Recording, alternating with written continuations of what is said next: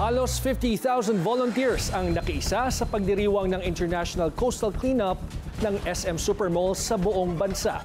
Sa Manila Bay pa lamang, nasa 200,000 kilo na ng basura ang nakolekta. Narito ang Agenda Weekend Report ni Lyja Bonzo. Nasa 6,000 kilo ng basura mula sa Manila Bay ang nakolekta ng mga volunteer kanina sa International Coastal Cleanup Initiative ng SM Supermalls. We've been doing this for years already because we feel that it is every citizen's responsibility to clean up our shores as well. We're celebrating our 40th anniversary. It's really a bold new era for us in a lot of ways, no? Where it's not just about giving the best experience in the shopping center business, but also in taking care of our environment. Simultaneously ginawa ang coastal cleanup nationwide sa 48 nilang malls.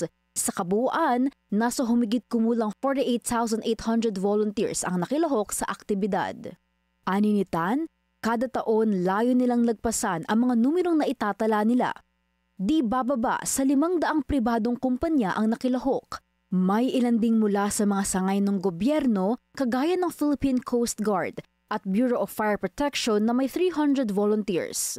Around mga 350 sacks na. Yun compose na rin ng mga different kinds of mga basura yun. Huwag magsawa sa mga gantong klaseng initiatives, kasama na dyan yung mga different schools. Suki rin ang mga clean-up sa ilang grupo kagaya ng Alliance of Manila Bikers. I-maintain natin yung kalinisan, hindi lang dahil International Cleanup Day, sana maging araw-araw ito. Pero ang pinakamarami ay mga estudyante at ilang scouts kagaya ni Jude. I believe po importante po sa amin to, not just as scouts but as students, as we are the future global leaders of our country. May ilan ding influencers na nakaisa sa advokasiyang pangkalikasan. Sa pagiging influencer namin, na magamit namin to na kung kami nga nagagawa namin to, tayong lahat kaya natin gawin. Please mahikayat pa natin yung karamihan ng mga Filipino na hindi aware sa mga ganitong mga events.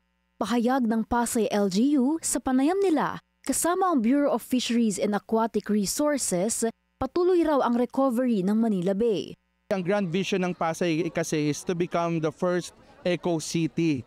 Kaya nga ang lahat ng aming mga mamamayan, estudyante, ang aming mga nakatatandang mga constituents ay talaga namang ino-orient namin sila kung paano makatulong pangalagaan ng ating kalikasan. Dahil etong lugar na ito, this will be the future eco-city, the new Pasay eco-city, kung saan talagang we will observe talaga yung ating mga eco-efforts para mas mapangalagaan ang ating environment.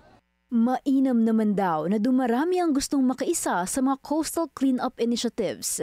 Pero hiling ng DENR, sana ay kumaunti na ito sa mga susunod na taon bilang tandang kumakaunti na rin ang mga basurang dapat linisin. Para sa Agenda Weekend, Lyja Bonzo, Billionaire News Channel.